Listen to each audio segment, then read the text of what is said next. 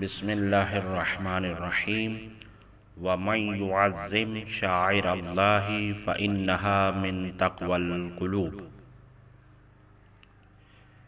شعائر اللہ کی تعظیم ضروری ہے، اور شعائر اللہ میں سے عزا اور خوشی اہل بیت علیہ السلام کی بھی شعائر اللہ ہے۔ اور پھر معصوم فرماتے ہیں، امام جعفر صادق علیہ السلام فرماتے ہیں کہ یفرحون لفرحنا ویحزنون لحزننا۔ ہمارے پیروکاروں کی ایک پہچان یہ ہے کہ وہ ہماری خوشی میں خوش ہوتے ہیں اور ہمارے غم میں غمگین ہوتے ہیں۔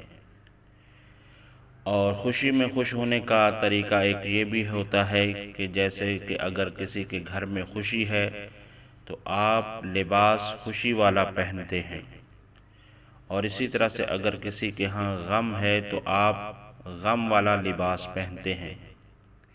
اسی طرح سے چاہیے کہ جب بھی کوئی ایام عزا آتے ہیں، چاہے وہ عاشورہ محرم ہو یعنی محرم و سفر ہو، یا اسی طرح سے ایام شہادت حضرت امیر المومنین علیہ السلام ہو، یا ایام شہادت حضرت فاطمہ الزہرا سلام اللہ علیہا، یا دیگر ائمہ معصومین علیہ السلام کی شہادت کے ایام ہوں، تو ہمیں یہ چاہیے کہ ہم اپنے اس چیز کو اظہار کریں کہ جس سے بالکل واضح اور روشن ہو کہ ہم حالت غم میں ہیں، اور اس کے اظہار کے لیے انتہائی ضروری خود لباس کا مناسب ہونا ہے۔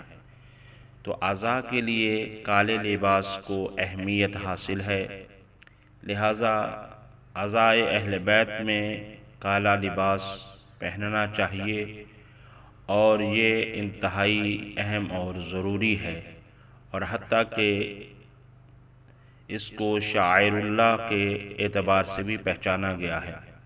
لہٰذا یہ ہے کہ کوشش یہی ہونی چاہیے کہ اپنے گھر کے اندر گھر کا ماحول بھی عزاداری کا ماحول ہو، اور اسی طرح سے اپنا لباس اور اپنا ظاہری حلیہ بھی عزاداری کا حلیہ ہونا چاہیے، اور اس کو کم رنگ نہ کیا جائے، بلکہ یہی ہے کہ اس کو جتنا ہو سکتا ہے اعلیٰ درجے پر اس عزاداری کی ترویج کی جائے۔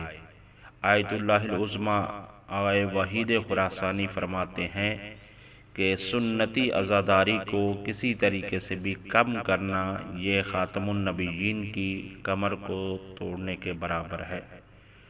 لہٰذا عزاداری کا مقام بہت اعلیٰ ہے، اور عزاداری کے خاص وہ ایک سنتی طریقے ہیں، انہی طریقوں کو اپنایا جائے، اور ان میں سے سیاہ لباس کا پہننا انتہائی ضروری ہے۔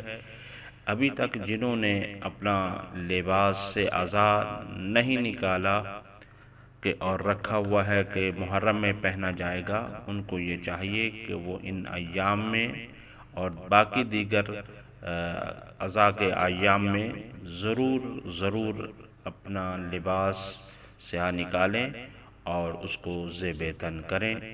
خداوند متعال سے دعا گو ہیں پروردگار عالم ہمیں حقیقی معنوں میں اہل بیت علیہ السلام کا خوشی اور غم میں چاہنے والا بنائے۔ الہی آمین۔ والسلام علیکم ورحمۃ اللہ وبرکاتہ۔